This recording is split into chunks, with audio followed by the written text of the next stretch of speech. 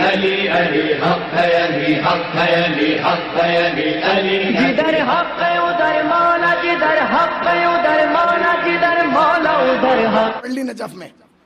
اس نے کہا بھائی خطیب کے نقطے پہ جنت نہیں ہے، شاعر کے مصرے پہ ہے. شاعر تھے نہیں. انہوں نے کئی دن دماغ لگایا کہ 2 مصرے ہو جائیں، مصرے نہیں ہوئے. خیر انہوں نے الفاظ کو جوڑا توڑا، تیار کیا، اور تیار کرنے کے بعد امام کی خدمت میں لے گئے. انہوں نے کہا میں کسی سے اصلاح بھی نہیں کراؤں گا کہ آپ دیکھ لیجئے یا آپ دیکھ لیجئے، کیونکہ یہ دیکھیں گے کم، مذاق زیادہ اڑائیں گے.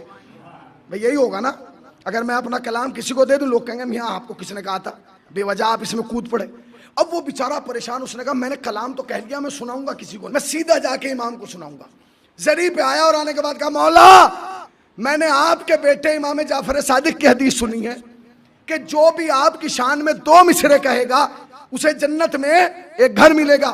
مولا میں بھی کہہ کے لایا ہوں، اب یہ میں نہیں جانتا کہ صحیح ہے یا غلط، بہر میں ہے یا نہیں، الفاظ صحیح ہیں مگر میں نے کہہ دیا، اب آپ جو دینا چاہیں دے دیجئے.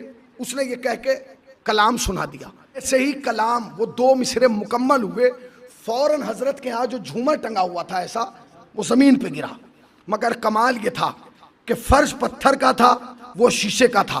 جب وہ جھومر گرا تو جھومر نہیں ٹوٹا. نہیں غور کیا؟ کسی کا تو اختیار ہے ایسا جو پتھر سے شیشے کو نہیں ٹوٹنے دیتا. آئے آئے نہیں غور کیا؟ بس کسی کا تو اختیار ہے ایسا جو پتھر سے شیشے کو نہیں توڑنے دیتا. اب وہ گر گیا. اب جب گر گیا تو وہ آگے بڑھا، اس نے اٹھا لیا، 2 انگلیاں ڈالی، اسے اٹھا لیا. جیسے وہ جھومر اٹھایا خادم آ گئے وہاں جو خادم ہوتے ہیں. کہاں لے کے جا رہے ہو؟ کہا بھائی مولا نے مجھے دیا ہے. کہا ایسے یہاں ہر 15ویں دن گرتے رہتے ہیں، چھوڑو اسے. اور انہوں نے جیسے، اب اس نے تو 2 انگلیوں سے اٹھایا تھا، کیا حیثیت ہے اس کی، اٹھا لے گا آدمی. اب انہوں نے جو اٹھانا چاہا تو وہ اٹھا ہی نہیں، خادم سے نہیں اٹھا. اس نے دوسرا ہاتھ لگایا، وہ نہیں اٹھا. اس نے 2 آدمی اور بلا لیے، بھائی اٹھواؤ. بھئی اتنا سا جھومر 2 آدمیوں سے نہیں اٹھ رہا، 3 4 5. انہوں نے کہا رکو اب آپ اٹھائیے شاعر صاحب. وہ بڑھے، انہوں نے پھر اٹھا لیا. اس نے کہا اب رکھو. اس نے رکھا. کہا اب ہم اٹھائیں گے. وہ نہیں اٹھا. اس نے کہا بھئی یہ کیا ہے، ہم ساتھ مل کے اٹھا رہے ہیں تو یہ نہیں اٹھ رہا، یہ 2 انگلیوں سے اٹھا رہا ہے. سمجھ گئے کہ یہ دیا ہی اسی کو گیا ہے. انہوں نے اپنا جھولی میں وہ جھومر لیا اور سیدھے اپنے گھر. اب جب گھر آئے تو پورے محلے میں ہنگامہ مچ گیا، ارے میاں فلاں کو تو 2 مصروں پہ. اب وہ بیچارے تو شاعر تھے، وہ تو محبت میں انہوں نے کہہ دیے 2 مصرے. ہنگامہ مچ گیا پورے شہر میں. جتنے دگج شاعر تھے انہوں نے کہا یہ کیسے ہو سکتا ہے بھائی، ہماری تو برانڈ ہے، ہمارا تو سکہ چلتا ہے، ہم نے تو پورے کلام پڑھے ہیں، ہمیں تو کچھ بھی نہیں ملا. اس نے کہا حضور آپ نے کبھی زری پہ پڑھا ہی نہیں، آپ تو محفل پہ پڑھتے ہیں. کہا تو کل ہم بھی وہ کلام پڑھیں گے جسے سن کے پورا عرب جھومتا ہے. کہا جی ٹھیک ہے.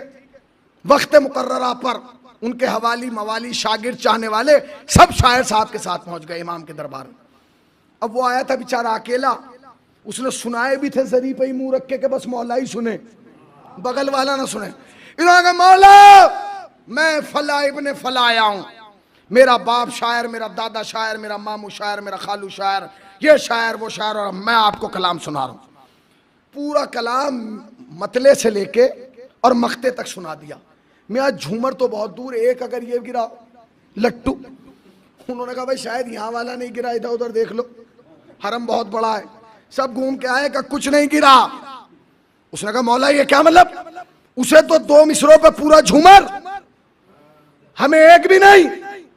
زری سے جواب آیا، سنیے گا، آئے ہائے. زری سے جواب آیا کہ اس میں اور تجھ میں ایک فرق ہے. کا فرق کیا ہے؟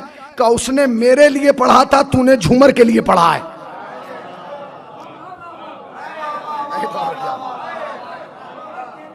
اس نے میرے لیے پڑھا تھا، تو نے جھومر کے لیے پڑھا ہے.